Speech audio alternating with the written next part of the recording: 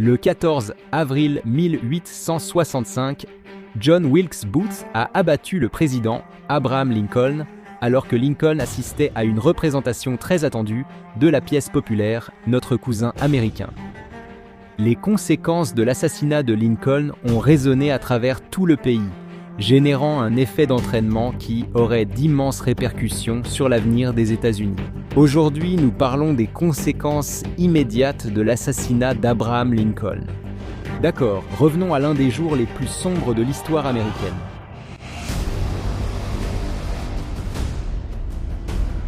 La nuit du 14 avril aurait dû être comme toutes les autres au théâtre Ford. La pièce extrêmement populaire, Notre cousin américain, devait donner ce soir-là une représentation que l'on croyait promise à un immense succès. Sachant que Lincoln serait là, les acteurs ont même adapté une réplique en clin d'œil au président. La réplique, eh bien tu n'es pas le seul à vouloir échapper à la conscription, a été prononcée comme « La conscription a déjà été arrêtée sur ordre du président ». C'était apparemment très drôle. Et alors que le public éclatait de rire, John Wilkes Booth profita de l'occasion. Booth était acteur et connaissait bien la pièce. Il savait que la blague allait arriver et il attendit son moment, sachant que les rires couvriraient le bruit de son pistolet Derringer. Quand le moment est venu, il s'est faufilé dans la loge de Lincoln et a tiré. Il s'est battu au couteau avec Henry Rathbone, un officier de l'armée qui partageait la loge du président, et il a soit sauté, soit été jeté sur la scène en contrebas, se brisant la jambe. Alors que Booth tombait pour ses débuts sur la scène du théâtre Ford, Booth a crié la devise de l'État de Virginie, Sic semper tyrannis, ce qui signifie en latin « Ainsi en est-il toujours des tyrans », pour ceux d'entre vous qui ne parlent pas latin. Il s'est ensuite replié précipitamment, enfin aussi précipitamment que peut le faire un homme avec une jambe cassée. Malgré sa jambe cassée, Booth a réussi à s'échapper et à rester en fuite pendant 12 jours. Des membres du 16e régiment de cavalerie de New York ont poursuivi Booth, le rattrapant finalement le 26 avril. Cette chasse à l'homme serait l'une des plus grandes de l'histoire américaine. Booth a retrouvé un complice, David Herold, et a finalement traversé le Potomac pour rejoindre un territoire plus accueillant. Les autorités les ont retrouvés alors qu'ils se cachaient dans une grange de Richard Garrett à Bowling Green, Virginie. Pour le faire sortir, les soldats ont mis le feu à la grange, ce qui est un moyen infaillible de pousser quelqu'un à sortir. Je fais bien sûr un jeu de mots. Booth a été forcé de sortir à découvert et a immédiatement été abattu par la cavalerie. Ils ont même poignardé le corps de Booth avec un couteau pour s'assurer qu'il était bien mort. Les restes de Booth ont été ramenés à Washington, D.C., puis placés sous forte surveillance dans la salle à manger d'État de la Maison-Blanche. Apparemment, il craignait que quelqu'un ne le vole ou qu'il ne se transforme en zombie.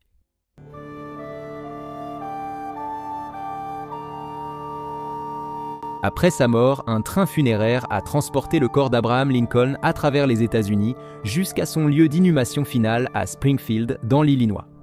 Le train s'est arrêté dans 180 villes différentes, comme une tournée de Van Halen. À chaque arrêt, le cercueil de Lincoln était exposé dans une mairie où des foules patientaient des heures pour lui rendre hommage. Lincoln a été enterré à Pâques, qui a été déclarée journée nationale de deuil en son honneur.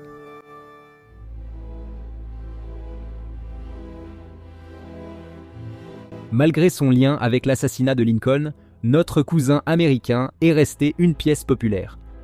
Tellement populaire, en fait, qu'un an après la tragédie du théâtre Ford, John Sleeper Clark, qui était le beau-frère de John Wilkes Booth, a monté illégalement une version au Winter Garden Theatre de New York. C'est vraiment un coup à la Kato Kaelin. Bien qu'il ait fait de la publicité dans le journal, il n'avait pas payé les droits pour monter la pièce. Clark avait volé la pièce à Laura Keane, une actrice à succès qui avait joué Notre cousin américain pendant 150 représentations à succès dans son propre théâtre. Contrairement à Clark, elle détenait les droits et a donc poursuivi Clark en justice. Clark a tout de même continué à monter sa propre version alors que les tribunaux examinèrent l'affaire. Le gars était désespéré de gagner de l'argent grâce à son beau-frère notoire.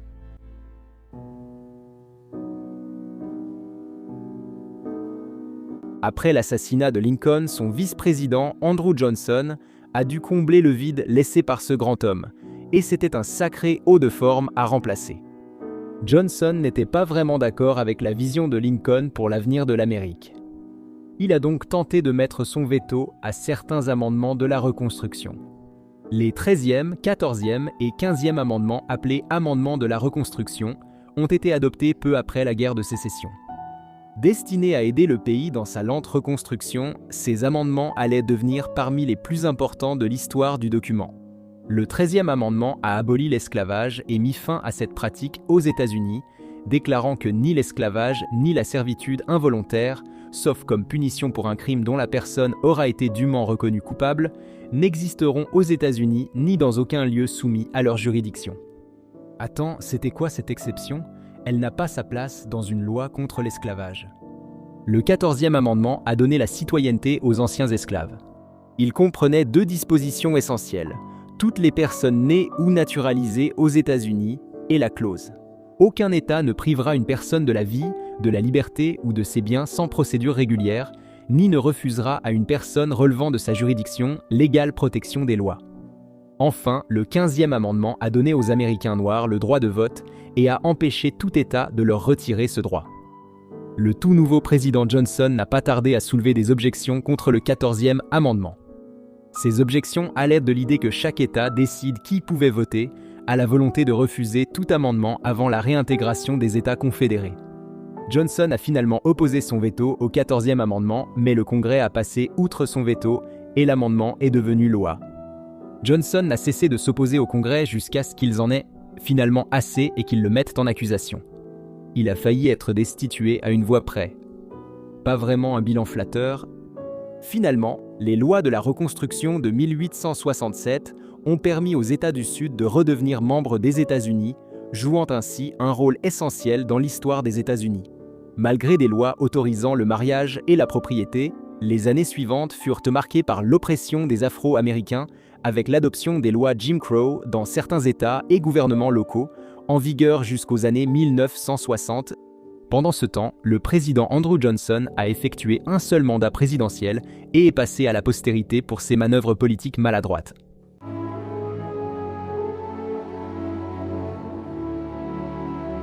La plupart d'entre nous connaissent le penny comme ces portraits de Lincoln qui traînent dans un tiroir, mais il n'a pris cette forme qu'après sa mort.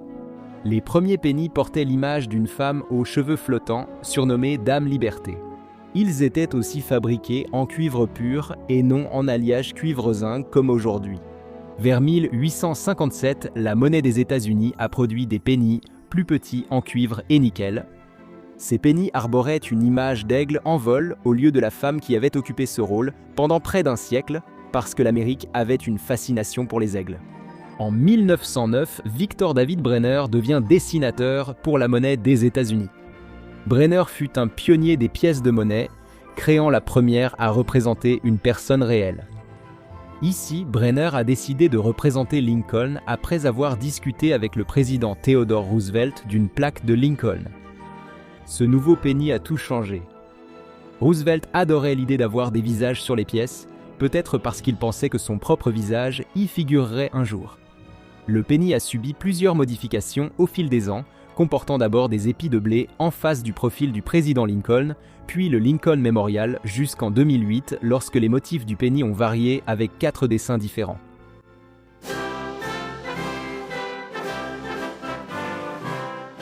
Pour beaucoup d'entre nous, le jour des présidents est un lundi comme les autres, sauf qu'on ne reçoit pas de courrier et qu'on ne peut pas aller à la banque. Personne ne se réunit pour chanter des chants de président ou échanger des cadeaux sous le cerisier. À l'origine, ce jour férié célébrait l'anniversaire de George Washington. Il n'a été officiellement modifié pour inclure le jour de Lincoln qu'à la fin des années 1960. Avant cette année-là, le jour férié était célébré le 22 février. Il a été déplacé au 3e lundi de février suite à l'Uniform Monday Holiday Act de 1968 et a été élargi pour honorer Lincoln, né le 12 février, et George Washington, né le 22 février. La tradition se poursuit aujourd'hui, bien que 13 États ne célèbrent pas ce jour férié, notamment la Floride, la Géorgie, l'Iowa, l'Indiana, le Kansas, le Kentucky, le Delaware, le Wisconsin, la Louisiane, le Rhode Island, la Caroline du Nord, le Nouveau-Mexique et l'Ohio.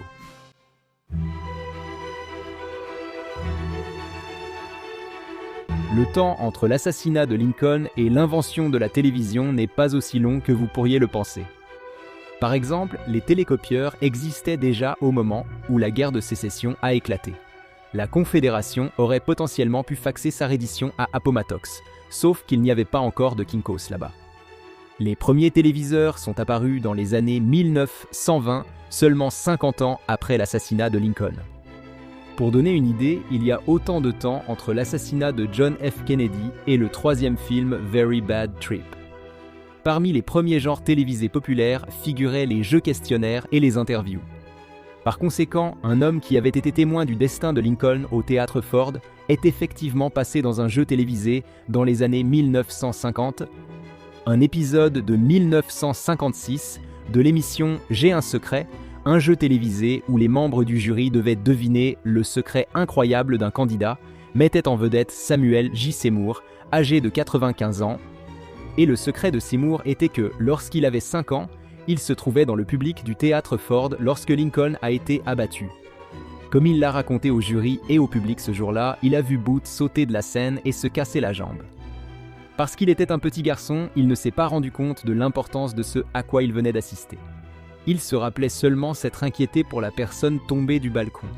Le 9 avril 1865, le général Robert E. Lee a capitulé avec son armée devant Ulysses S. Grant à Appomattox Courthouse, en Virginie. Mettre ainsi fin à la guerre de sécession. Lors des dernières batailles décisives de la guerre, de nombreux hommes ont perdu la vie, alors que la Confédération tentait désespérément de résister aux troupes de l'Union qui les submergeaient. Mais en ce jour fatidique de 1865, la reddition du général Lee a établi un précédent pour d'autres redditions massives qui ont conduit à la fin officielle de la guerre. Aujourd'hui, nous allons explorer ce qui s'est passé pendant les dernières heures de la guerre de sécession. Dans cette vidéo, les conditions sont immédiates et sans condition. La guerre la plus sanglante des États-Unis aurait pu se terminer quelques jours plus tôt, lorsque les officiers de Lee ont supplié le général de capituler. Les soldats étaient en haillons, affamés et prêts à abandonner. Mais le général était têtu, déclarant que le Sud avait des principes sacrés à préserver et des droits à défendre. Ulysses S. Grant a envoyé une note à Lee pour lui rappeler à quel point il serait vain de continuer. Mais Lee a persisté, sachant que c'était sans espoir. Au cours de 4 années sanglantes, les troupes de l'Union et de la Confédération se sont affrontées bataille après bataille, mais les deux camps s'épuisaient. En avril 1865, James Longstreet, un proche confident du général Robert E. Lee, informa le général que le début de la fin était désormais proche, après plusieurs défaites confédérées. La pression pour que Lee se rende venait de nombreux officiers et subordonnés. Le 7 avril 1865, ses plus proches collaborateurs l'ont mis face à la réalité. Le général Long lui dit, percevant les difficultés qui entouraient l'armée et estimant qu'il était sans espoir de s'en sortir. Un certain nombre des principaux officiers, par affection et sympathie pour le commandant en chef, et dans le désir d'alléger sa responsabilité et d'adoucir la douleur de la défaite, se portèrent volontaires pour l'informer que, selon eux, la lutte avait atteint un point où toute résistance supplémentaire était sans espoir, et que le combat devait être terminé et des négociations engagées pour la reddition de l'armée. Mais Lee et Longstreet étaient tous deux résolus à continuer, Longstreet incitant les confédérés à poursuivre le combat. Lee avança et la bataille d'Appomattox Courthouse commença. En 1865, l'armée confédérée était en ruine. Le général confédéré John Brown Gordon se souvient, l'armée de Virginie du Nord était devenue le simple squelette de ce qu'elle avait été. Cette évaluation découragea très peu Lee. Au contraire, le général allait partout à cheval, encourageant les soldats à poursuivre l'effort de guerre. Comme l'a écrit Gordon, Lee était souvent exposé à de grands dangers dus aux obus et balles lors de ses déplacements. Finalement, ses officiers recommandèrent la reddition, ce à quoi Lee répondit négativement, insistant sur le fait qu'il devait en continuer à se battre. Selon Gordon, Lee connaissait le dévouement des soldats à la cause et leur attachement envers lui, mais il n'était pas prêt à envisager la nécessité de la reddition. Mais rien de tout cela n'avait d'importance à Appomattox lorsque Ulysses S. Grant est entré en scène.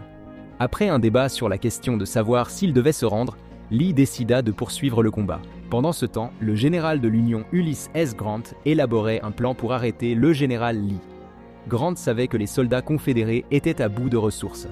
Après avoir parlé avec un général confédéré capturé la nuit précédente, il apprit tout ce dont il avait besoin pour préparer la fin de la guerre. Le général a dit à Grant qu'Ewell avait affirmé qu'une fois la rivière James franchie, ils savaient leur cause perdue et qu'il revenait à leurs autorités de négocier les meilleures conditions tant qu'ils pouvaient encore demander des concessions. Les soldats confédérés savaient qu'ils étaient condamnés et poursuivaient leur campagne vaine pour convaincre Lee de se rendre. Le général Grant, voyant une occasion de reprendre le contrôle, a envoyé une note à Lee de l'autre côté du champ de bataille. Selon Longstreet, pendant la bataille, un drapeau de trêve est apparu à la lueur des torches devant la ligne de Mahone, porteur d'une note pour le général Lee. En parlant de cette note, avant d'être le 18e président des États-Unis et de défendre ardemment les droits civiques pour tous, Grant était un véritable chef sur le champ de bataille. Dans sa note du 7 avril adressée à Lee, Grant a écrit « Les résultats de la semaine dernière doivent vous convaincre du caractère désespéré de toute résistance supplémentaire de la part de l'armée de Virginie du Nord dans ce conflit. Je le ressens ainsi et je considère qu'il est de mon devoir de me décharger de la responsabilité de toute effusion de sang supplémentaire en vous demandant la reddition de cette partie de l'armée confédérée connue sous le nom d'armée de Virginie du Nord. U.S. Grant, lieutenant général. » Lee n'était pas d'accord avec Grant sur le caractère désespéré de la situation de son armée et répondit « Général, j'ai bien reçu votre note de ce jour. Bien que je ne partage pas votre avis sur le caractère désespéré d'une résistance de l'armée de Virginie du Nord, je partage votre désir d'éviter une effusion de sang inutile. Et par conséquent, avant d'examiner votre proposition, je vous demande les conditions que vous offrirez en cas de reddition. R.I. Lee, général. » La correspondance entre les deux généraux se poursuivit pendant la retraite de Lee vers l'ouest, menant à la célèbre rencontre à Appomattox. Mais des obstacles devaient encore être surmontés avant la rencontre fatidique. À la fin de la guerre, l'armée de Lee montrait des signes d'effondrement et la victoire de l'Union semblait proche. Les troupes de Grant voyaient la victoire approcher. Profitant de leur avantage tactique et d'un moral élevé, ils avançaient aussi vite que possible, sans laisser de traînard. Comme Grant l'écrira plus tard dans ses mémoires, les troupes de l'Union avançaient avec empressement, sans traînard, entrevoyant la fin de ce pourquoi elles avaient décombattu 4 ans. Rien ne semblait les fatiguer. Ils étaient prêts à avancer sans ration et à voyager sans repos jusqu'à la fin. Le général Philip Sheridan, qui commandait une force de cavalerie de l'Union, a devancé les forces de Lee et bloqué leur retraite. À la fin de tout cela, Sheridan a privé l'armée de Lee de ravitaillement et a fait 6000 prisonniers dans la région de Sailor's Creek. Ces escapades ont entraîné une hausse du nombre de déserteurs confédérés et la reddition finale de Lee. Le matin du 9 avril, Sheridan a envoyé une note à l'officier de l'Union Joshua Lawrence Chamberlain, disant « J'ai coupé la route de l'ennemi à la gare d'Appomattox et capturé 3 de ses trains. Si vous pouvez amener votre division ici ce soir, nous aurons d'excellents résultats demain. » Quand il ne détruisait pas les réserves du Sud ou ne s'emparait pas des voies de ferrée pour empêcher les déplacements, Sheridan conduisait sa cavalerie pour mettre en déroute les troupes confédérées. Pendant ce temps, la correspondance entre Grant et Lee se poursuivait, Lee envoyant une autre note au général de l'Union la nuit précédente, après avoir reçu la lettre de Grant tard dans la soirée. Je ne comptais pas proposer la reddition de l'armée de Virginie du Nord, mais demander les conditions de votre offre. Pour être franc, je ne pense pas que la situation exige la reddition de cette armée. Comme la paix doit être l'objectif principal, je voulais savoir si vos propositions y conduiraient. Lee a accepté de rencontrer Grant à 10h le lendemain matin, mais Grant n'était pas très enthousiaste à cette idée. Quelques échanges supplémentaires ont suivi, aboutissant à... Le général Gordon a fini par mener une dernière charge désespérée contre l'armée de l'Union, capturant au passage 2 pièces d'artillerie de l'Union. Gordon exprima plus tard sa fierté pour la bataille, déclarant « Les braves garçons en gris en lambeaux poussaient des acclamations tandis que leur drapeau flottait en triomphe ce dernier matin. » Mais alors que Gordon et ses soldats célébraient, les troupes de l'Union continuaient d'avancer. Les troupes avaient à marcher toute la nuit dans le seul but de coincer l'armée de Lee. C'était risqué, mais cela a fonctionné. Grant rapporta que sa division s'était déplacée si rapidement qu'elle surprit l'ennemi à son réveil ce jour-là. Après réflexion, Grant constata que cela mena à un violent affrontement encerclant l'armée de Robert E. Lee et coupant ses ravitaillements. La bataille prit fin lorsque Lee brandit un drapeau blanc. Il était un peu mélodramatique à ce sujet aussi. À la fin de tout cela, il déclara « Il ne me reste plus rien à faire que d'aller voir le général Grant et je préférerais mourir 1000 fois. » Le 9 avril, Grant et Lee se sont réunis dans le salon de Wilmer McLean pour négocier la reddition de la Confédération. Dans l'après-midi du 9 avril 1865, Grant n'était pas vraiment habillé pour la fin d'une guerre. Il ne pensait pas que ses efforts porteraient fruit si vite et portait ce qu'il appelait des habits grossiers. Il était prêt quand Lee brandit le drapeau blanc, bien que certains soldats de l'Union soupçonnèrent une ruse pour laisser fuir des confédérés. Ce n'était pas une ruse et quelques heures plus tard, les deux généraux se rencontrèrent dans la maison McLean, près d'Appomattox. Lee se présenta en uniforme militaire complet avec une épée précieuse. En repensant à la rencontre, Grant se souvint plus tard « Dans ma tenue de voyage grossière, je devais contraster de façon très étrange avec un homme aussi élégamment vêtu, mesurant 6 pieds et d'une prestance irréprochable. » Dans le salon de la maison de McLean, Grant et Lee discutèrent seuls des conditions de la reddition. Après leur échange, d'autres officiers les rejoignirent. Le général Horace Porter a décrit la scène. « Nous sommes entrés et avons trouvé le général Grant assis à une table au plateau de marbre au centre de la pièce, et Lee assis à côté d'une petite table ovale près de la fenêtre, dans le coin opposé à la porte par laquelle nous étions entrés, faisant face au général Grant. Ils sont entrés discrètement pendant les discussions de reddition. Lors des négociations, Grant rédigea vite ses conditions de reddition pour Lee et s'arrêta en observant l'épée ornée de l'officier. En faisant cela, Grant décida qu'exiger des officiers confédérés qu'ils remettent leurs épées serait une humiliation inutile. Ayant obtenu la reddition, il ne voulait pas les priver de leurs bagages, épées et chevaux. Il ajouta une ligne aux termes officiels de la reddition. Cela ne s'appliquera pas aux armes personnelles des officiers, ni aux chevaux privés ou aux bagages. Après avoir examiné les conditions de Grant, Lee accepta par lettre. Les deux généraux se serrèrent la main, puis Lee se rendit vers les marches de la maison McLean. Debout sur la marche la plus basse, il observa la vallée en se frottant distraitement les mains. Lee ne vit pas les officiers de l'Union se lever respectueusement à son passage. Porter, qui observa la scène, la décrivit comme une occasion solennelle. Alors que Lee s'éloignait, Grant sortit de la maison et salua l'ancien général confédéré de son chapeau. Lee rendit le salut et partit au coucher du soleil pour annoncer la nouvelle de sa reddition à ceux qui étaient autrefois sous son commandement. La reddition à Appomattox marqua la fin de la guerre de sécession, ouvrant la voie à la cessation des hostilités, à la réunification du pays et à la reconstruction qui allait suivre. Avec l'accord de reddition obtenu, Grant envoya un télégramme à Washington pour les informer de cette nouvelle extraordinaire. Il leur annonça « Le général Lee a livré l'armée de Virginie du Nord cet après-midi selon les conditions que j'avais proposées. Il écrira plus tard dans ses mémoires que ces hommes tirèrent une salve de 100 coups de canon pour célébrer la victoire, mais Grant fit cesser cela. Il expliqua que les confédérés étaient désormais des prisonniers, et il ne souhaitait pas célébrer leur chute. Mais il était soulagé que la guerre soit terminée et se préparait à l'avenir historique qui l'attendait. Bien que la reddition ait marqué la fin des hostilités entre les deux armées, des escarmouches isolées ont continué pendant quelques semaines après. Mais Grant a accompli la tâche impossible de convaincre Lee de se rendre, mettant ainsi fin à la guerre de façon décisive. Après sa mission, Grant déclara à ses hommes « La guerre est finie. Les rebelles sont de nouveau nos compatriotes. Le reste appartient à l'histoire. » Abraham Lincoln était peut-être le plus grand président des États-Unis. Après avoir été assassiné au théâtre Ford le 15 avril 1865, Abraham Lincoln est devenu l'une des premières célébrités de l'histoire américaine à être embaumé. On pourrait croire que le corps de Lincoln fut respecté après ce jour fatidique. D'une certaine manière, c'était le cas, mais d'une autre, le traitement du corps de Lincoln a changé à jamais tout ce qui concerne les funérailles aux États-Unis. Aujourd'hui, nous allons voir comment l'assassinat d'Abraham Lincoln a engendré l'industrie américaine de la mort, pesant des milliards de dollars. Très bien, merci d'être venu et si vous souhaitez rendre hommage, veuillez regarder cette vidéo explicative. Avant la guerre de sécession, les Américains géraient les morts de façon assez simple. Ils les lavaient, les habillaient de beaux vêtements et allumaient des bougies autour du corps pour masquer l'odeur. Ensuite, amis, familles et anciens amants désabusés pouvaient pas venir dire adieu une dernière fois.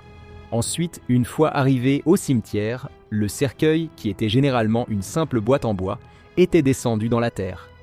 Les gens disaient des quelques mots gentils et c'était tout. Le parcours de cette personne était achevé. Pas de chichi, pas de soucis, allons manger de la salade de pommes de terre à la veillée. Comme des Américains combattaient des deux côtés, la guerre de sécession fut la confrontation la plus sanglante du pays. Cela signifiait qu'il y avait soudainement un grand nombre de morts qui traînaient partout. Bien sûr, les corps sans vie se décomposaient rapidement, donc la plupart des soldats étaient simplement abandonnés sur les champs de bataille pour se décomposer. Beaucoup trouvaient cela acceptable, mais tous ne voulaient pas être enterrés là où ils étaient tombés.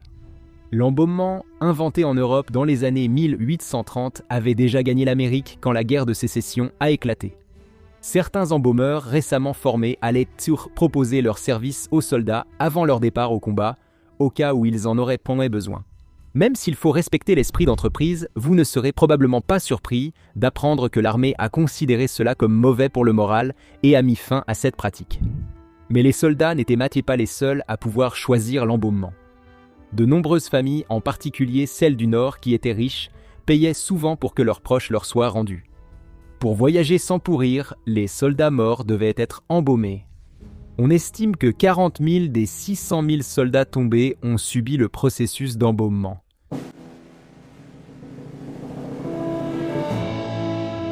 Avec la hausse de la demande pour l'embaumement, de plus en plus d'hommes, et vu l'époque, c'étaient pratiquement tous des hommes, s'y sont mis. Comme dans la plupart des professions, tous les embaumeurs n'étaient pas honnêtes. Des familles étaient d'ici désespérées à l'idée de rapatrier leurs proches pour les enterrer que certains embaumeurs ont commencé à pratiquer des tarifs abusifs. L'armée offrait des primes généreuses pour les corps embaumés, 30 $ pour un soldat et 80 $ pour un officier, ce qui équivaut à environ 900 à 2500 $ actuels. Dans ce contexte, il n'était pas rare de voir des embaumeurs se battre littéralement pour les soldats tombés après la fin des combats. Je trouvais déjà les soldes du Black Friday terribles. La situation est devenue si grave que le département de la guerre a publié l'ordre général numéro 39, imposant une licence spéciale à toute personne voulant s'occuper de ces soldats. Il a aussi fixé le prix des services d'embaumement. Ce décret n'a été promulgué qu'en mars 1865, alors que la guerre touchait à sa fin. Des embaumeurs sans scrupules ont prospéré durant la majeure partie du conflit. Mais mieux vaut tard que jamais.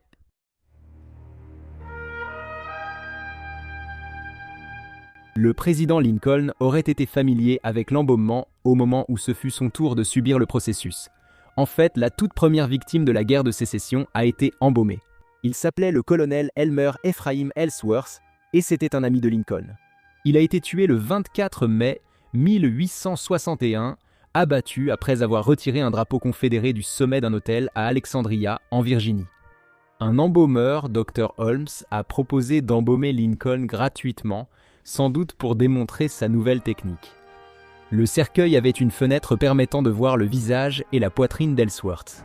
Des milliers de personnes ont vu le colonel à Washington et New York, et son enterrement a eu lieu 10 jours plus tard. Le processus d'embaumement a fait son travail, mais il n'était pas infaillible pour autant. Le New York Times a même rapporté à l'époque que le visage d'Ellsworth avait une pâleur livide. Pour être honnête, le New York Times décrit aussi chaque performance de Coldplay ainsi.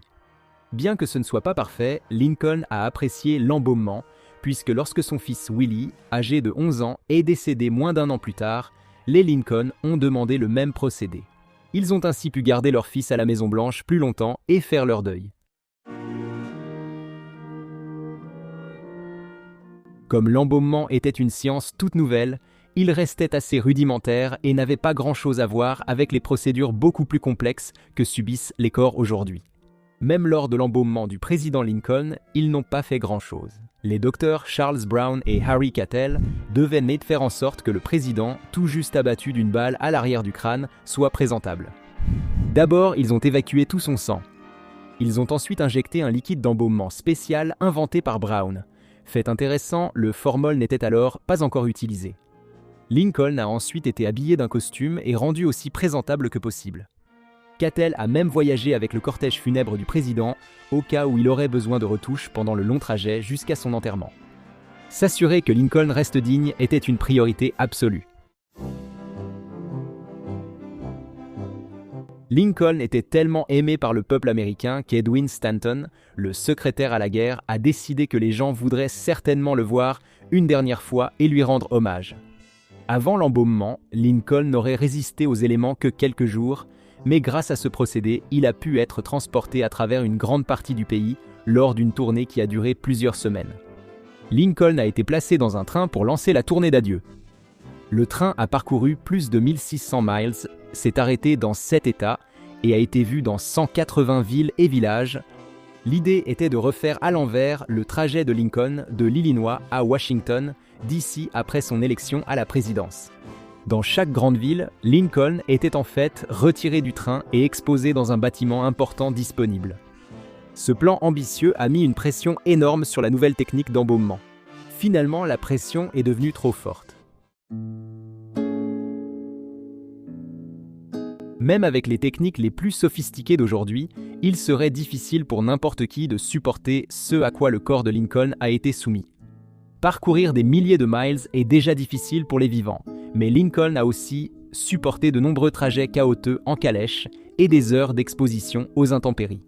Gardez à l'esprit qu'il n'y avait aucune réfrigération nulle part. Même avec l'embaumeur présent pour le remettre en état, Lincoln a commencé à se décomposer. Au moment où il est arrivé à Manhattan, le visage que les gens voyaient n'était plus celui d'un Lincoln digne, mais plutôt une ombre spectrale. Une décoloration est apparue et, selon les rapports de l'époque, il paraissait pâle et amaigri. Pourtant, sans l'embaumement, cela aurait été bien pire.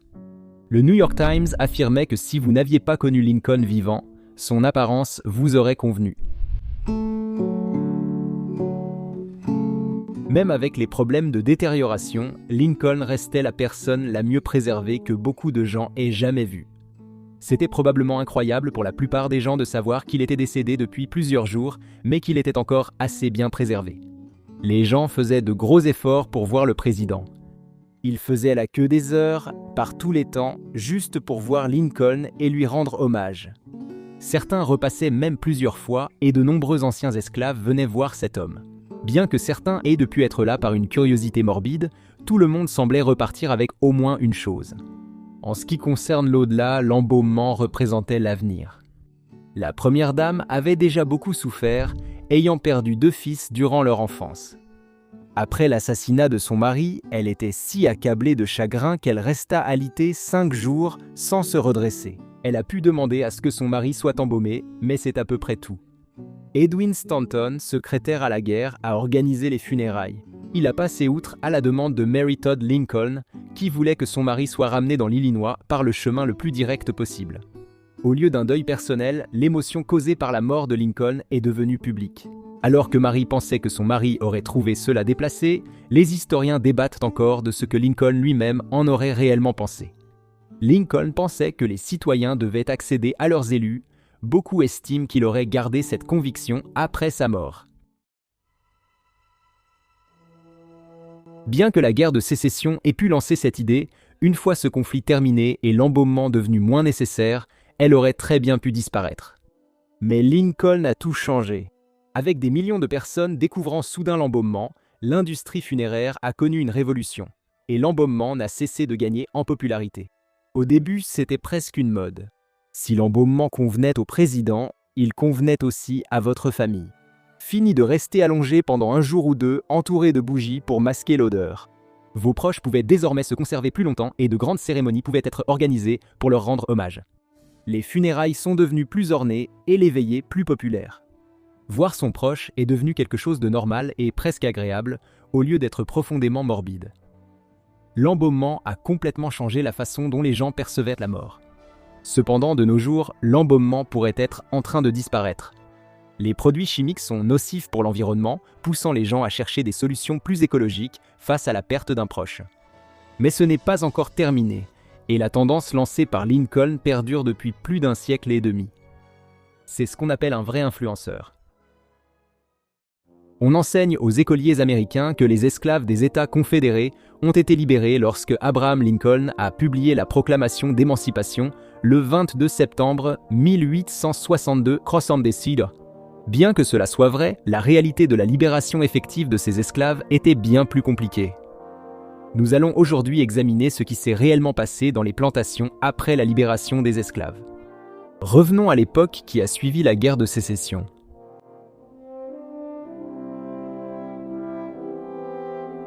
On pourrait penser qu'une fois libérés, les esclaves quitteraient les plantations aussi vite que possible.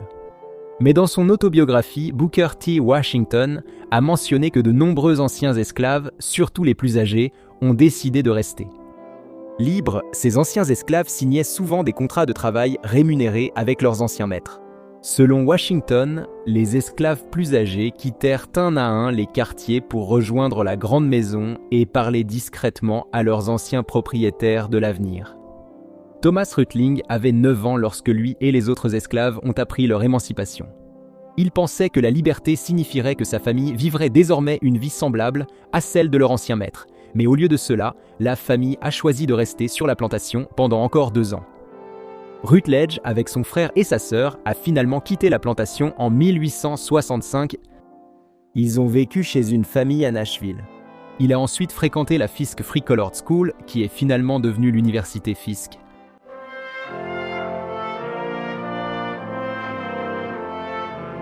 Dans son livre de 1909 Souvenirs des jours d'esclavage de l'enfance, l'ancienne esclave Annie L. Burton a écrit sur ses propres expériences avec l'émancipation. Annie se souvenait que, quand la nouvelle est arrivée à la plantation d'Alabama où elle travaillait, tous les esclaves valides sont partis aussitôt. Certains de ces anciens esclaves jeunes et en bonne santé ont aussitôt rejoint l'armée de l'Union. Cependant, parce que leur mère s'était enfuie, Annie et ses sœurs cadettes sont restées sous la garde de leur maîtresse. Ce n'était peut-être pas l'acte de charité qu'il paraissait. Cette même maîtresse a essayé de convaincre son mari de ne pas annoncer aux esclaves leur liberté, puis a forcé les esclaves, faibles et malades, qui restaient sur la plantation à travailler dans les champs. Après que les cultures ayant été plantées, certains propriétaires de plantations ont demandé à leurs anciens esclaves de signer des contrats garantissant qu'ils travailleraient aux cultures jusqu'en janvier. Elles seraient partagées à la récolte d'automne pour le paiement. Un tel accord est mentionné dans le livre du révérend Irving A. Lowry de 1911, La vie dans l'ancienne plantation à l'époque d'avant-guerre ou une histoire basée sur des faits. Lowry a dit que son ancien maître avait tenté de convaincre les esclaves de signer les accords par un long discours rappelant qu'il n'était pas un mauvais homme. Le propriétaire de la plantation a souligné qu'il n'avait jamais imposé un contremaître, jamais employé de limier et jamais séparé une mère de son enfant, ni un mari de sa femme. Il leur a dit qu'il pouvait rester sur sa plantation aussi longtemps qu'il voulait et que les mauvais traitements subis ailleurs étaient de leur faute, pas la sienne. Bien que cet argument puisse nous sembler faible, tous les anciens esclaves sauf un ont signé le contrat.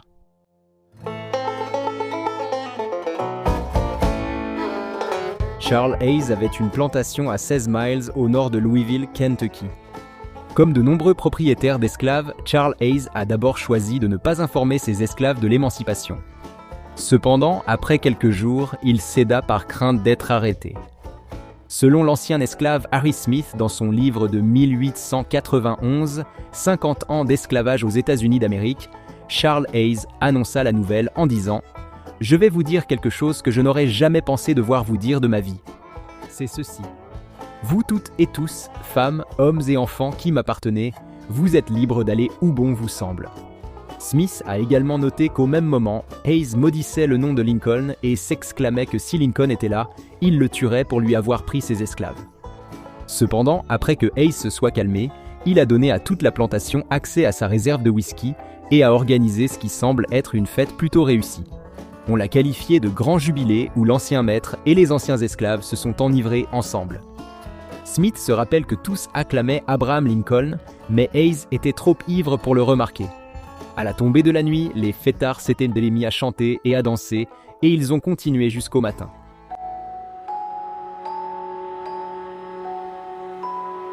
Selon le journal de la guerre de sécession de James T. Ayers, Charles Hayes était loin d'être le seul maître à avoir tenté de cacher la nouvelle de l'émancipation à ses esclaves. Ayers, recruteur de l'Union, est allé dans le sud enrôler des hommes nouvellement affranchis dans l'armée de l'Union. Étant donné la situation, il se retrouvait aussi souvent à être la personne qui informait les anciens esclaves qu'ils étaient, en fait, désormais libres.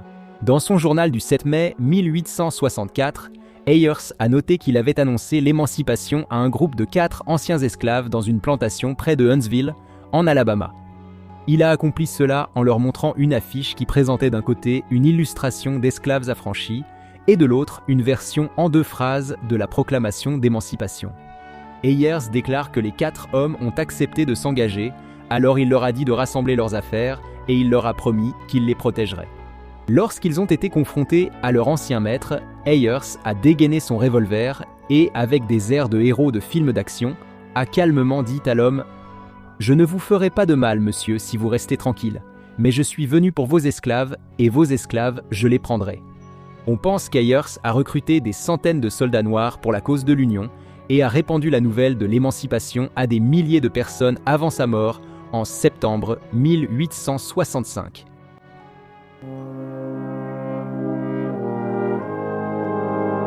Selon son autobiographie de 1901 de l'esclavage, le premier jour de liberté à la plantation de Virginie où Booker T. Washington est né a commencé par une réunion simple et solennelle. La réunion fut ensuite suivie par la lecture de la proclamation d'émancipation par un fonctionnaire du gouvernement, et la nouvelle fut d'abord très bien accueillie par les anciens esclaves.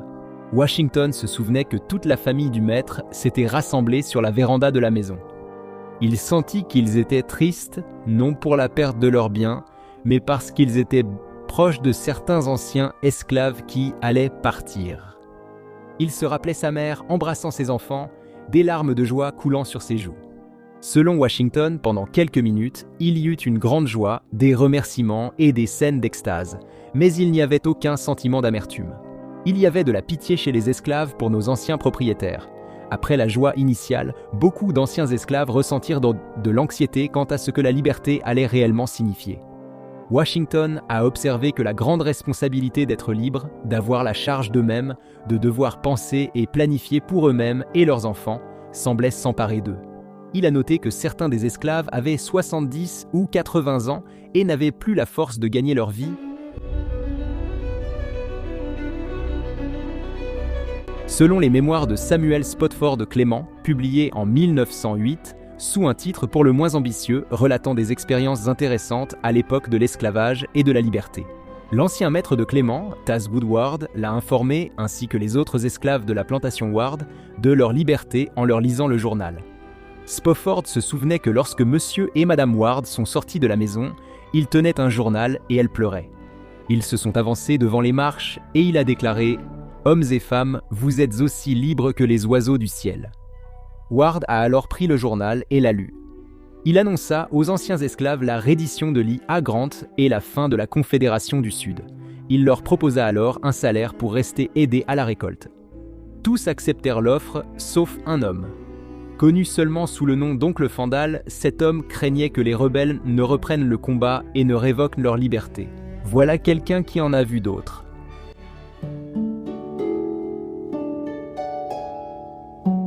Thomas Almond Ashby avait 17 ans lorsqu'il a vu son père annoncer aux esclaves de la famille, sur leur plantation de Front Royal en Virginie, qu'ils étaient désormais tous libres. Dans ses mémoires de 1914, Les campagnes de la vallée, Ashby se souvenait que son père avait dit aux anciens esclaves qu'ils n'avaient plus aucun contrôle sur eux et que désormais il les paierait pour leurs services selon les salaires établis par la communauté. Il leur a dit qu'ils pouvaient rester à son service aussi longtemps qu'ils le voulaient, mais que s'ils souhaitaient en départir, il ne les en empêcherait pas. Le vieux Ashby assura en outre aux personnes désormais libres qu'ils n'avaient que le désir amical de les voir réussir et être heureux. Il les avertit aussi des nouvelles conditions liées à la liberté et les encouragea à cultiver des habitudes d'économie et d'assiduité au travail. Il pensait que le travail acharné ferait d'eux des citoyens utiles et leur vaudrait le respect d'eux-mêmes, ce qui est assez ironique de la part d'un propriétaire d'esclaves. Selon Ashby, il a fallu des années avant que tous les anciens esclaves quittent la plantation. Tante Suzanne, connue seulement sous ce nom, semblait avoir suivi le conseil d'Ashby sur l'économie. Après avoir économisé 3 ans de salaire qu'elle avait gagné en faisant la lessive et des petits travaux, elle a réellement pu acheter une jolie petite maison en ville.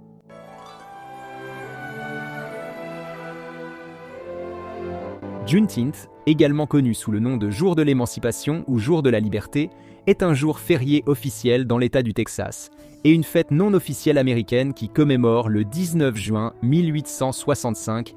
À cette date, le général de l'Union Gordon Granger a lu la proclamation fédérale annonçant que l'esclavage était aboli dans l'État du Texas. La proclamation d'émancipation avait aboli l'esclavage dans la Confédération plus de 2 ans plus tôt, mais la nouvelle a mis du temps à parvenir à toutes les régions des États en guerre. La proclamation de Granger assurait l'égalité totale des droits personnels et de propriété entre anciens maîtres et anciens esclaves. Elle déclarait également que le lien entre maîtres et esclaves était officiellement remplacé par celui entre employeurs et travailleurs salariés. À la fin du 19e siècle, la fête du 19 juin était principalement célébrée par la communauté noire. Cependant, le mouvement des droits civiques des années 1950 et 1960 a ravivé l'intérêt pour cette fête à plus grande échelle. En janvier 1980, elle est devenue une fête officielle dans l'État du Texas. Au XXIe siècle, cette journée est désormais largement reconnue comme une occasion de célébrer les réalisations historiques des Noirs et d'encourager le respect et la fierté pour toutes les cultures. Abraham Lincoln, longtemps considéré comme l'un des plus grands présidents américains, a trouvé la mort au théâtre Ford à Washington, D.C., dans la nuit du 14 avril 1865. Les véritables motivations de son assassin, un acteur et sympathisant confédéré nommé John Wilkes Booth, font débat depuis cette nuit-là. Mais quelles qu'aient été les intentions de Booth, son acte a changé l'histoire et le cours d'une nation. Aujourd'hui, nous allons examiner la chronologie de la traque de John Wilkes Booth. D'accord, voyons comment ils ont arrêté l'un des assassins les plus tristement célèbres de l'histoire des États-Unis. Lorsqu'Abraham Lincoln a été réélu président en 1864, John Wilkes Booth et ses complices ont élaboré un plan. Ils prévoyaient d'enlever Lincoln, puis de l'échanger contre la libération de prisonniers de guerre confédérés. Ils ont également élaboré plusieurs plans de secours. Un complot prévoyait d'intercepter Lincoln en mars 1865 lors d'un déplacement, mais un changement de programme présidentiel l'a fait échouer. Un autre plan était de capturer Lincoln au théâtre Ford et de le descendre de sa loge avec des cordes. La guerre de sécession touchait à sa fin et la victoire de l'Union devenait certaine.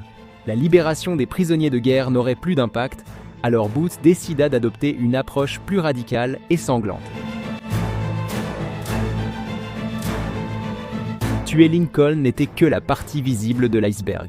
Le plan de Booth ressemblait au point culminant du film Casino.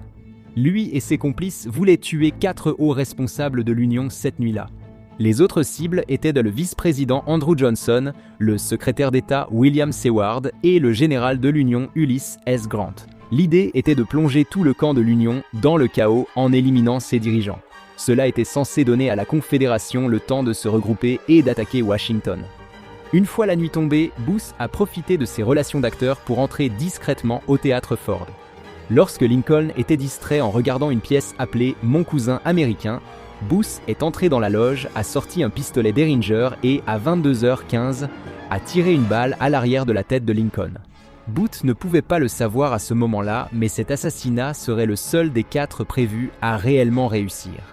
Après avoir tiré, Booth s'est précipité devant les témoins et a tenté de sauter sur la scène. Henry Rathbone, officier de l'armée, a essayé de l'arrêter, mais Booth l'a poignardé à l'épaule. Après, Booth a sauté sur scène, s'est mal réceptionné et s'est cassé la jambe. Le public est resté confus.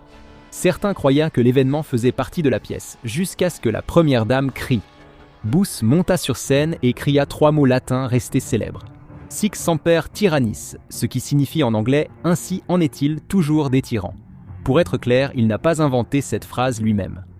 La phrase « Sic semper tyrannis » était historiquement associée à Brutus et aux assassins de Jules César. Fait intéressant, Booth avait déjà joué le rôle de Brutus dans une pièce de théâtre. La phrase était aussi la devise de l'État de Virginie. Le président était mort. L'atmosphère dans le théâtre est devenue chaotique. Des soldats ont envahi le bâtiment. Booth savait qu'il devait fuir la ville aussi vite que possible. Un complice avait prévu qu'un cheval l'attende à la sortie des artistes. Booth sauta sur la monture et traversa le pont du Navy Yard pour entrer dans le Maryland. Booth fut rejoint par le conspirateur David Herold. Ensemble, ils chevauchèrent jusqu'à Surrattsville, Maryland. Ils allèrent à la taverne de Surratt où les propriétaires cachaient des provisions. Sachant que l'armée arriverait vite, ils ne s'attardèrent pas. Ils prirent ce dont ils avaient besoin, s'armèrent lourdement et reprirent la route.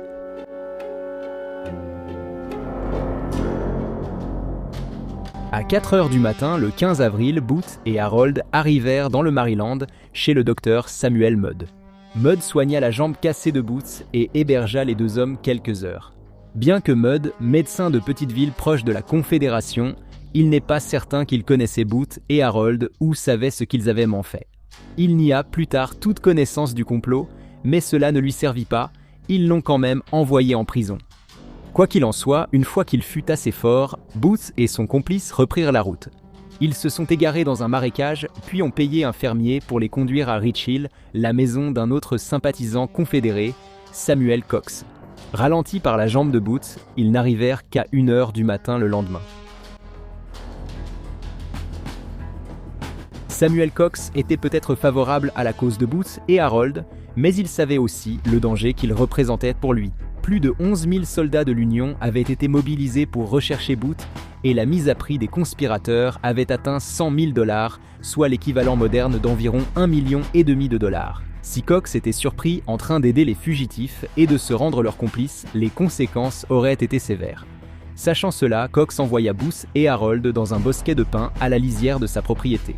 Cela leur donnerait le temps d'attendre une occasion de traverser le Potomac pour gagner la Virginie et donnerait à Cox une excuse plausible en cas de capture.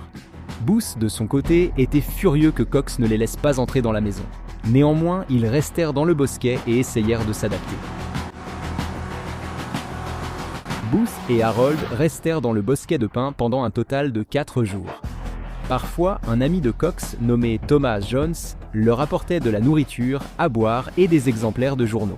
Booth découvrit alors qu'il était largement condamné comme scélérat et lâche. Lui qui voyait son acte comme héroïque en fut réellement choqué. Dans son journal, il se comparait à des personnages historiques comme Guillaume Tell et Marcus Junius Brutus, se demandant pourquoi il était considéré comme un vulgaire assassin alors qu'eux étaient salués comme des héros. On ne sait pas quand Booth a commencé à tenir ce journal, mais ce document reste le seul témoignage direct des pensées de Booth à cette époque.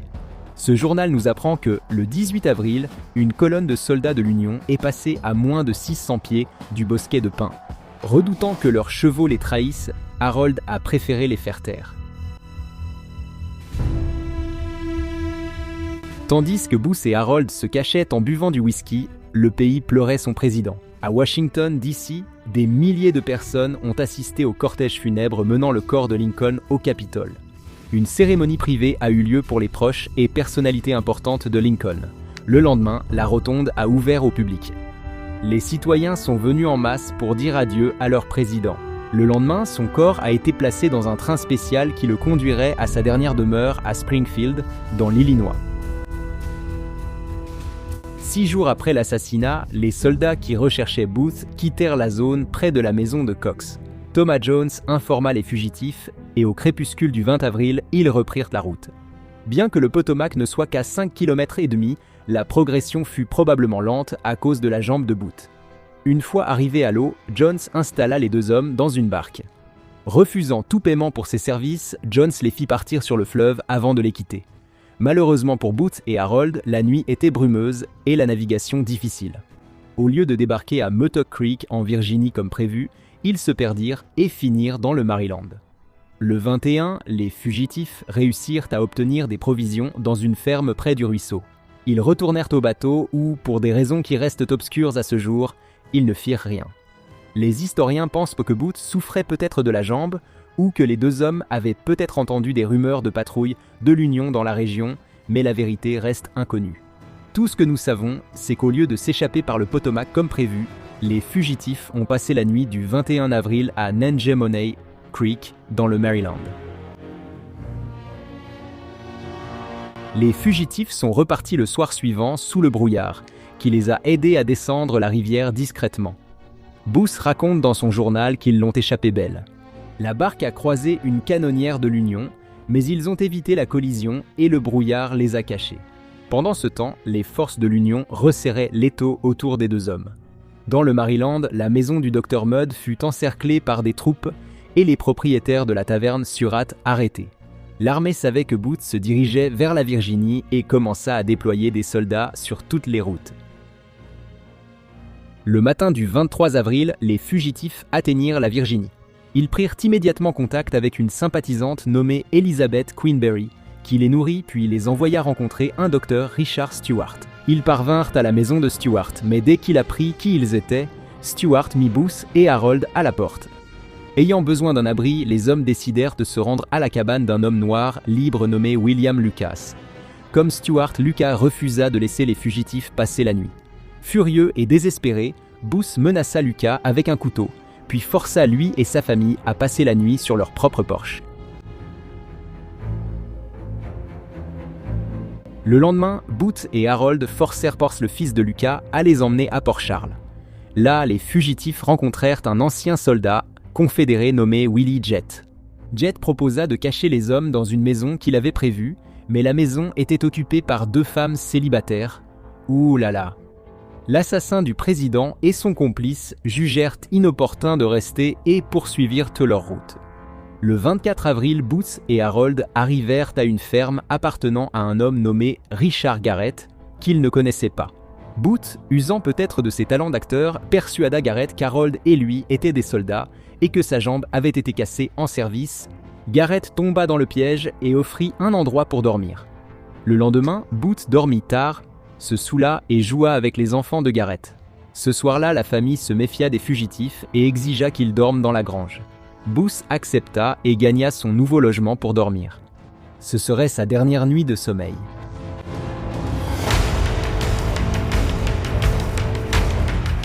Pendant que Booth et Harold dormaient, les troupes de l'Union se rapprochaient. Willie Jett, le soldat confédéré qui avait tenté de les aider à s'échapper, avait informé les autorités de la localisation des fugitifs. Aux alentours de 2h30 du matin, le 26 avril, Booth fut réveillé par le bruit de chevaux s'approchant de la grange. C'était la cavalerie. Il réveilla Harold et tous deux tentèrent de s'échapper. Ce qu'ils ne savaient en fit pas, c'est que peu de temps après qu'ils se soient endormis, les Garrett, qui craignaient que les fugitifs ne volent leurs chevaux, les avaient enfermés dans la grange. Ils étaient piégés. Les forces de l'Union encerclèrent Zanglar la grange. Sur ordre du secrétaire à la guerre Edwin Stanton, elles devaient capturer Booth vivant, provoquant une impasse. Harold, de son côté, supplia Booth de le laisser se rendre. Booth accepta et laissa partir Harold, mais il avait d'autres projets pour lui-même. Alors que l'impasse durait, les soldats de l'Union commencèrent à entourer la grange de Petit Bois.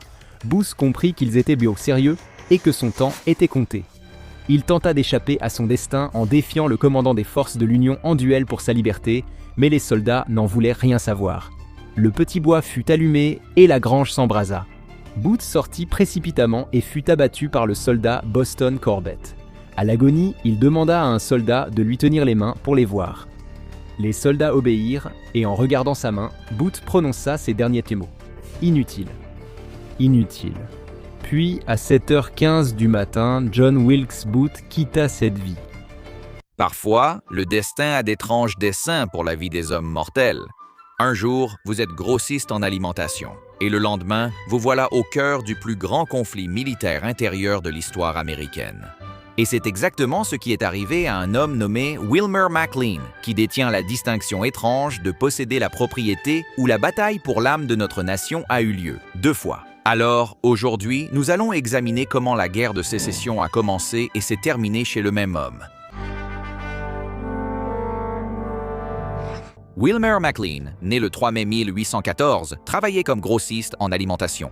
Étant donné sa place dans l'histoire américaine, nous aimerions pouvoir vous dire qu'il était un porte-étendard des idéaux contemporains. Mais en réalité, il était extrêmement pro-confédéré, vraiment à fond confédéré, un véritable propriétaire d'esclaves qui a épousé une riche veuve en 1853 et a commencé à gérer une grande plantation. Et selon toutes les estimations, McLean était un homme très prospère. Bien sûr, cela n'a pas nui qu'il soit entré dans une famille riche par son mariage, car cela a servi de pilier à bon nombre de ses premières initiatives entrepreneuriales. Mais il est impressionnant qu'il ait réussi à le faire avec sa barbe notablement à la Lincoln, Lincoln n'étant pas particulièrement populaire dans le Sud à l'époque, pour une raison ou une autre. Quoi qu'il en soit, la propriété que possédait McLean se trouvait dans le comté de Prince William, juste derrière le fleuve Potomac, dans le Commonwealth de Virginie. Cette propriété comportait un petit cours d'eau appelé le ruisseau Bull Run, ce qui peut sembler familier à tous ceux qui ont suivi des cours d'histoire à l'école primaire, car c'était le site de la première bataille de Bull Run, le premier affrontement majeur de la guerre de sécession. En 1861, le général confédéré P.G.T. Beauregard a réquisitionné la propriété de McLean pour en faire le quartier général des troupes confédérées. Cela peut sembler assez agressif, mais à l'époque, c'était en réalité une pratique courante en temps de guerre, quel que soit le camp politique. Historiquement parlant, il existe d'innombrables récits de forces insurgées installant leur quartier général dans les grandes demeures de personnes aisées lors de diverses occupations ou invasions. Toutes les armées le font, mais les Confédérés n'ont pas vraiment choisi la ferme McLean au hasard. En réalité, ils ne l'ont même pas choisie, elle leur a été proposée. Selon le général Beauregard, McLean a fourni à la Confédération des renseignements précieux sur la région et a même offert les bâtiments de sa ferme aux troupes confédérées. Cela comprenait sa maison, ainsi que sa grange, qui a été transformée en hôpital militaire. Oui, grâce à ses sympathies confédérées, ainsi qu'au fait qu'il était un officier à la retraite de la milice de Virginie, McLean était prêt, disposé et généralement enthousiaste à l'idée d'aider à l'effort de guerre. S'il avait été plus jeune, il se serait sûrement réengagé. Mais à 47 ans, il était trop âgé pour reprendre le service actif. Il convient également de noter qu'à ce stade de sa vie, McLean avait beaucoup trop à perdre, en particulier une épouse, une plantation et des tas d'argent qu'il avait accumulés en spéculant sur le sucre et d'autres marchandises. Néanmoins, il invita l'armée sudiste chez lui, ce qui mena immédiatement à des situations hilarantes dignes d'une sitcom. Par exemple, le 18 juillet 1861, Beauregard était en train de dîner dans la cuisine lorsqu'un boulet de canon traversa la maison et atterrit en plein dans la cheminée de la cuisine. Vous ne trouvez peut-être pas cela très drôle, mais Beauregard écrivit dans son journal « Un effet comique de ce combat d'artillerie fut la destruction de notre dîner, à moi et à mon état-major par un obus fédéral qui tomba dans la cheminée de mon quartier général à la maison McLean. » La première bataille de la guerre de sécession débuta sur la propriété de McLean 3 jours plus tard, le 21 juillet 1861. Comme nous l'avons mentionné précédemment, elle fut appelée la première bataille de Bull Run ou, alternativement, la première bataille de Manassas. Cela étant dit, nous vous demandons respectueusement de garder vos blagues sur Manassas jusqu'à la fin, peu importe comment vous voulez l'appeler. La bataille fut remarquable car elle donna un ton assez sombre à la guerre à venir. Beauregard dirigeait les forces confédérées et le brigadier général Irvin McDowell commandait les forces de l'Union. Chaque camp comptait environ 18 000 soldats et aucun n'avait vraiment maîtrisé l'art de, les organiser d'une quelconque manière, en fait, pas du tout. Les récits de la bataille la décrivent comme brutale, bâclée et presque comiquement désorganisée. Pour faire court, les Confédérés ont gagné et les forces de l'Union se sont repliées après leur défaite. Les forces de l'Union n'étaient pas les seules à fuir la ferme de McLean. McLean et sa famille avaient fui juste avant le début de la bataille, vous savez, pour ne pas se faire tuer. Mais après la victoire de la Confédération, ils ont décidé de revenir.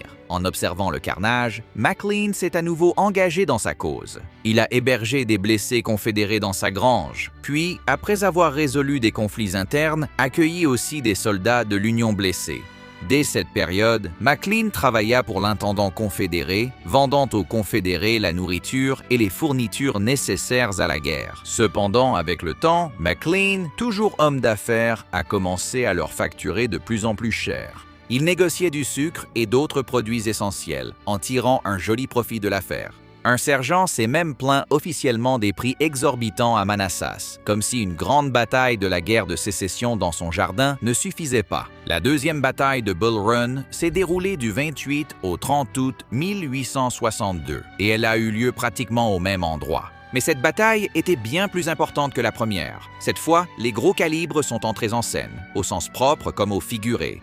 Plus de 77 000 soldats ont combattu pour le Nord et environ 50 000 pour le Sud, et les généraux en charge étaient John Pope et Robert E. Lee. Les Confédérés, aidés par plusieurs moments de génie stratégique de Stonewall Jackson, ont encore gagné. Plus de 15 000 soldats de l'Union sont morts ou portés disparus pendant la bataille. Étant donné ses sympathies confédérées, on pourrait penser que McLean serait ravi, mais ce n'était pas vraiment le cas. En fait, il en avait assez. Malgré tout l'argent gagné, il a fait ses valises, emmené sa femme enceinte et quitté les lieux définitivement. Au printemps 1863, McLean a bouleversé toute sa vie et est parti à la recherche de pâturages plus verts et nettement moins ensanglantés. Dans ce but, il a déménagé sa famille à environ 200 km au sud, dans le comté d'Appomattox, en Virginie, où ils se sont installés près d'une communauté appelée Appomattox Courthouse. McLean a confié à un ami avoir quitté Manassas pour ne plus jamais revoir de soldats. Cependant, ce ne serait pas le cas pour lui. Bien au contraire. McLean a passé 2 bonnes années à Appomattox, mais le 9 avril 1865, un aide du général Lee est arrivé sur sa propriété. Il a demandé à McLean un lieu pour une rencontre entre Lee et un autre général. McLean, souhaitant sûrement qu'il parte vite, a proposé une maison délabrée voisine, mais Marshall a refusé, inquiet pour la sécurité. McLean a donc proposé à contre-cœur sa maison comme lieu de rencontre. Le jour convenu, Lee, qui avait l'air propre et soigné, a rencontré Ulysses Grant, qui était nettement moins soigné, couvert de boue et ayant l'air plutôt épuisé. C'est un signe intéressant de la dynamique étrange en jeu. Lee voulait partir avec honneur, tandis que Grant voulait juste que tout ça se termine. Les 2 généraux ont discuté environ 20 minutes dans le salon de McLean. Et puis, une fois les bavardages obligatoires terminés, Lee a enfin abordé le sujet de la réunion, la reddition des Confédérés. Après cela, il n'a fallu que quelques minutes pour que la guerre de sécession soit officiellement terminée. Et, petit spoiler, le Sud a perdu, mais ils n'étaient pas les seuls perdants ce jour-là.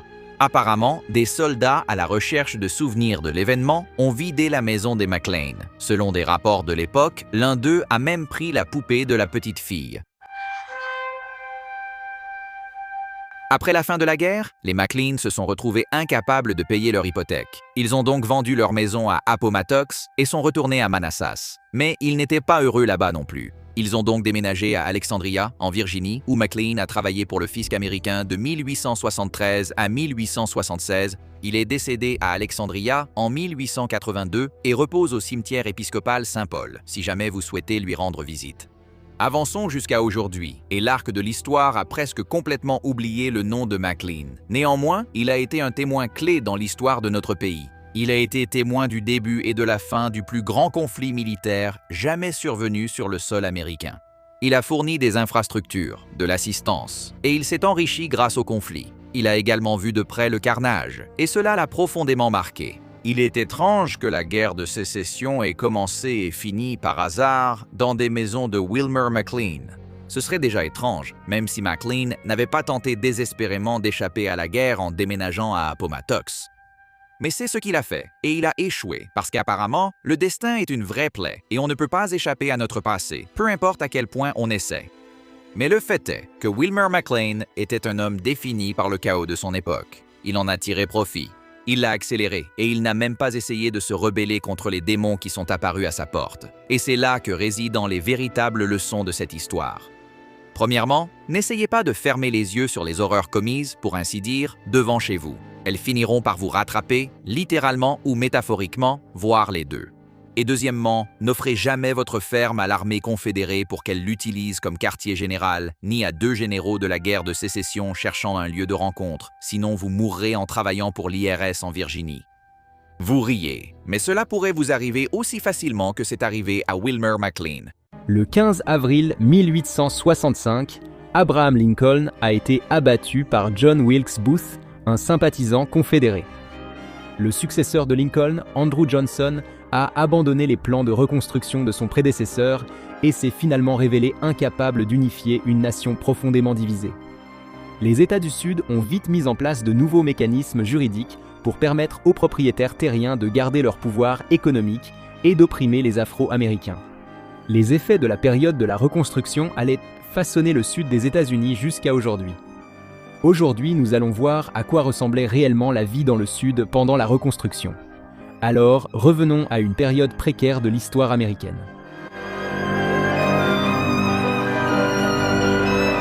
Qu'ils soient ignorants, intolérants ou qu'ils vivent derrière un épais mur de déni, de nombreux membres de l'élite du Sud croyaient que leurs esclaves acceptaient sans problème de vivre en servitude. Le mouvement abolitionniste a émergé à la fin du XVIIIe siècle et l'esclavage avait été interdit par la loi dans tous les États du Nord au tournant du siècle. Certains membres de l'élite sudiste propriétaire terrien se moquaient de cette idée, convaincus que leurs esclaves étaient heureux ainsi. Alors, lorsque le 13e amendement a été adopté en 1865 abolissant l'esclavage et la servitude involontaire dans l'ensemble des États-Unis, ces élites sudistes ont été assez déconcertées lorsque leurs anciens esclaves sont partis et les ont quittés. Ce choc s'est rapidement transformé en une rancœur tenace, dirigée contre ces esclaves affranchis qui voulaient réellement vivre libres. Cette rancœur s'est transformée en action lorsque ces propriétaires terriens ont alors cherché des moyens légaux alternatifs pour rétablir leur emprise sur la population noire et ainsi garantir la main-d'œuvre bon marché sur laquelle ils comptaient. Avant la guerre de sécession, les visiteurs du Sud remarquaient souvent l'accueil chaleureux et hospitalier réservé aux visiteurs blancs. Cependant, lorsque la guerre de sécession a pris fin, cette bonne humeur au quotidien a disparu, tout comme l'argent qui remplissait autrefois les poches des propriétaires terriens du Sud. Un contributeur du Scribner's Monthly a même écrit qu'il n'y avait plus l'esprit nécessaire pour maintenir la grande et illimitée hospitalité autrefois si caractéristique du Sud. Car c'était une vie grandiose et noble, celle du propriétaire d'une plantation sucrière, remplie de culture, de plaisir et de raffinement dans l'art de vivre.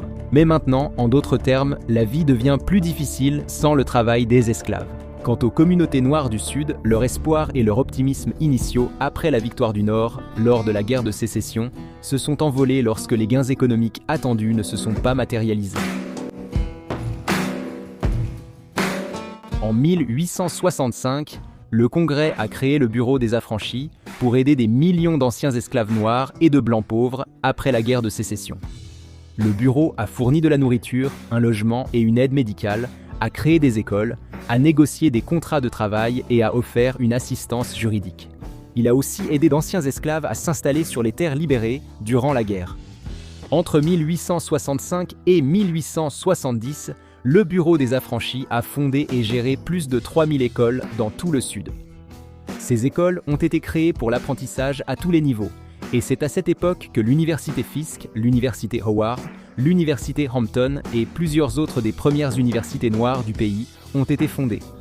Bien que la création de ces écoles ait été une réussite, beaucoup n'ont pas reçu le soutien de leur gouvernement d'État, qui leur était souvent hostile.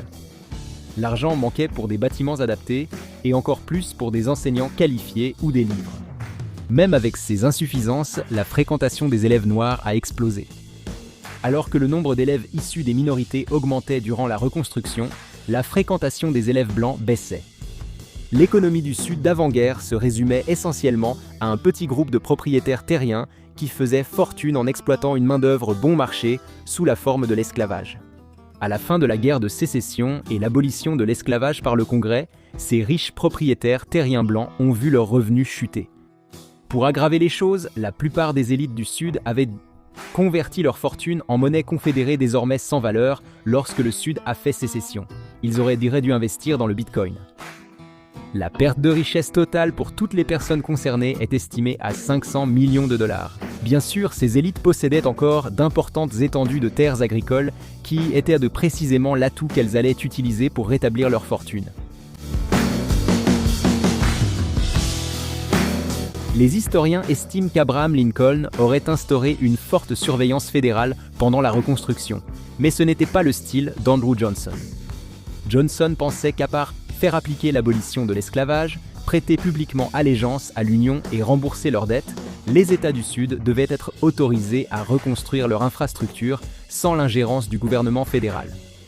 En conséquence, les dirigeants politiques de chaque État se sont efforcés de rétablir l'ancien Sud sous une nouvelle forme. Les Noirs étaient techniquement libres, mais ils n'étaient pas autorisés à voter ni à occuper des fonctions publiques.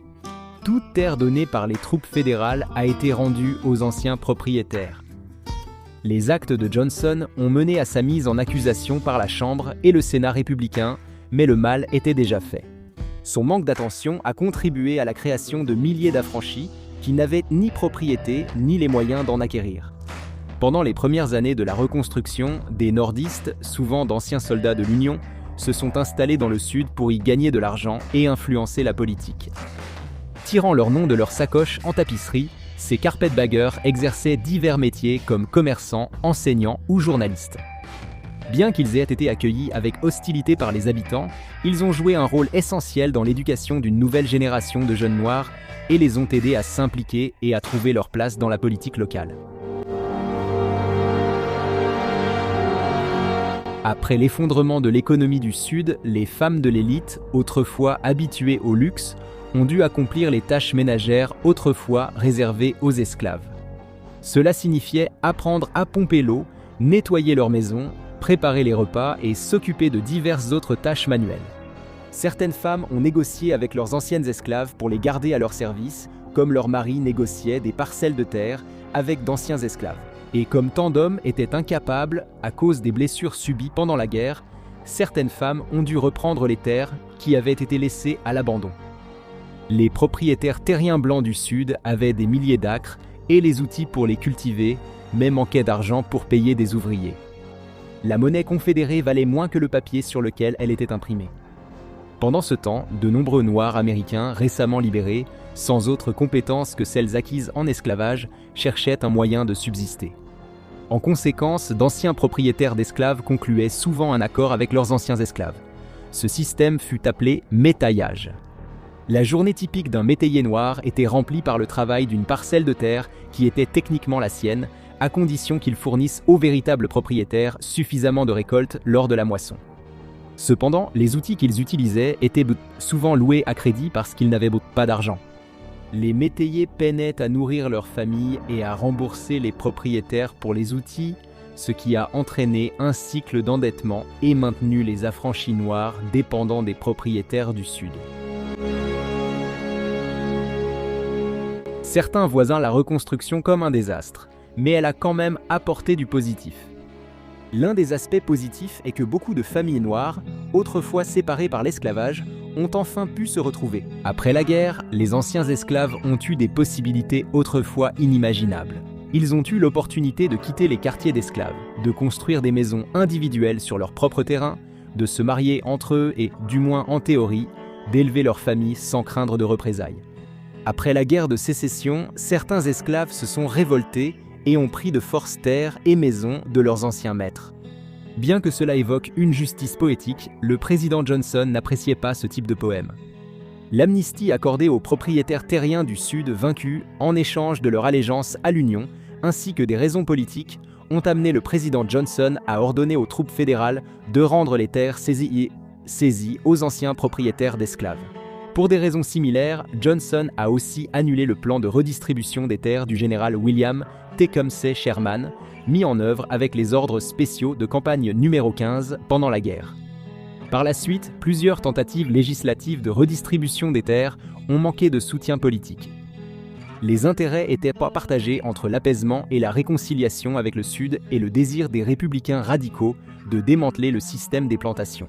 Ainsi, la plupart des esclaves ont eu peu d'opportunités de posséder des terres dans le Sud, contraints au métayage ou à partir là où les perspectives étaient meilleures, mais sans les compétences ni les ressources nécessaires. Bien que les Noirs du Sud soient désormais techniquement libres selon la loi fédérale, la réalité sur le terrain était tout autre. Des États comme le Mississippi ont adopté des règlements obligeant les Noirs à obtenir une preuve écrite d'emploi chaque mois de janvier. Les Noirs qui travaillaient sans un tel contrat, ou ceux qui choisissaient de quitter le domaine où ils travaillaient avant la fin de leur contrat, perdaient tous leurs gains précédents et s'exposaient à une arrestation. Beaucoup de métayers noirs trouvaient que leur vie quotidienne ressemblait fortement à celle d'esclaves. Ils travaillaient toujours la même terre et ils étaient en réalité incapables de partir. Les Noirs libres cherchant un emploi hors agriculture faisaient en face à certains problèmes. Ils avaient peu de ressources financières et surtout des compétences agricoles. De plus, leurs gouvernements locaux s'employaient activement à leur compliquer tout changement. Par exemple, pendant la reconstruction en Caroline du Sud, la législature a adopté une loi qui imposait aux Noirs exerçant un métier autre que celui d'agriculteur ou de domestique, une taxe pouvant aller jusqu'à $100 par an. Cela signifiait que les Noirs qui se rendaient à Charleston pour chercher un poste administratif ou de bureau, ou qui cherchaient à devenir artistes ou artisans, voyaient leurs ambitions entravées par un fardeau économique considérable. Plusieurs États du Sud ont adopté des lois qui rendaient légal pour les Noirs de purger leur peine de prison en travaillant dans des plantations. Ainsi, tout artisan noir incapable de payer ses impôts, tout ancien esclave arrêté et condamné pour vagabondage, ou tout métayer incapable de payer son loyer, pouvait être arrêté et condamné à travailler dans une plantation. Ça me rappelle quelque chose. N'avons-nous pas fait la guerre pour y mettre fin ? Pour les habitants du Sud sans terre, la fin de la guerre n'a rien changé immédiatement à leur quotidien. Mais cela ne durerait pas très longtemps. Les récoltes des agriculteurs noirs libres sur le marché accroissaient la concurrence et faisaient baisser les prix. Cela a affecté la vie des fermiers blancs pauvres du Sud. La concurrence entre ces groupes, tous deux luttant pour leur survie, a créé du ressentiment entre les Noirs et les Blancs pauvres. Qu'en pensez-vous? Qu'est-ce qui a bien marché ou échoué durant la reconstruction? Faites-le nous savoir dans les commentaires ci-dessous et pendant que vous y êtes, regardez quelques-unes de nos autres vidéos d'histoires insolites.